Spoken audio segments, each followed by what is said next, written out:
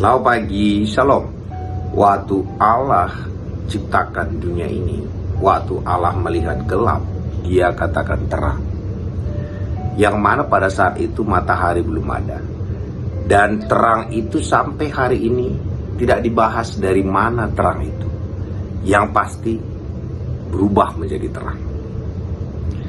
Kita itu sering bertanya bagaimana caranya. Kalau kita tahu bagaimana caranya, kita tidak perlu iman sebenarnya. Sama seperti waktu Tuhan menyuruh Petrus jalan di atas air. Sampai sekarang nggak dikasih tahu. Sebenarnya siapa yang nahan kaki Petrus ya? Karena nggak mungkin air itu. Air nggak mungkin nahannya. Jadi yang menahan kaki Petrus itu adalah firman itu sendiri. Yang membuat terang itu adalah firman itu sendiri. Jadi kenapa kita tidak berani meminta, memperkatakan sesuatu adalah kita berpikir bagaimana caranya. Dan kalau kita nggak tahu bagaimana caranya, kita kurangin doa kita. Contoh, kita pengen melayani keliling dunia, maka ada syarat yang dibutuhkan. Syarat yang pertama bisa bahasa Inggris. Syarat yang kedua ada uangnya. Pada saat dua syarat itu kita tidak punya, kita tak berani lagi berdoa. Jadi selalu kita anggap syaratnya ada dalam diri kita. Bagaimana kalau syaratnya ada dalam diri Tuhan? Dan pada mulanya adalah firman, dan firman itu adalah Allah.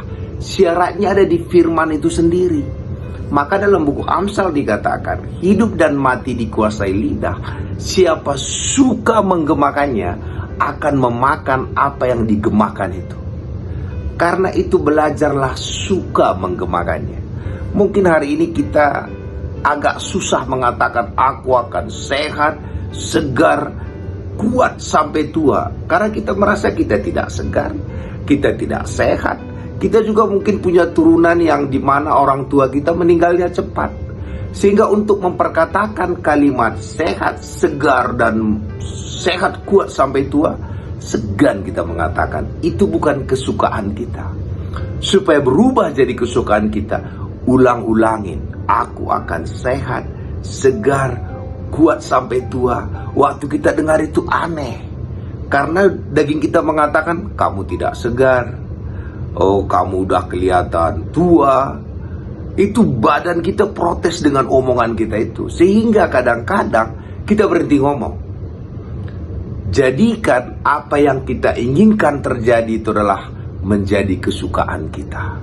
Karena itu pagi hari ini ucapkan hal-hal yang baik. Sehingga dalam buku Filipi dikatakan semua yang indah, semua yang sedap didengar, pikirkanlah itu. Jadi hari ini jangan lagi pertanyakan bagaimana caranya. Wah, kalau kita pikirkan bagaimana caranya, agak susah kita untuk berdoa. Kalau kita naik pesawat, kita pikirkan nggak bagaimana perputaran roda? Kita pikirkan nggak bagaimana terbangnya pesawat itu? Kita nggak pikirkan. Kita hanya duduk tenang. Kita pun tak pikirkan siapa pilotnya. Kita nggak pikirkan. Kita lebih percaya kepada pesawat itu daripada kepada Tuhan. Pagi hari ini, walaupun tak ada dasar untuk berharap, perkatakan itu. Karena perkataan kita itu menjadi dasar. Perkataan kita itu menjadi bukti. Sebagaimana Indonesia merdeka, dasar kemerdekaan kita adalah perkataan Presiden Soekarno.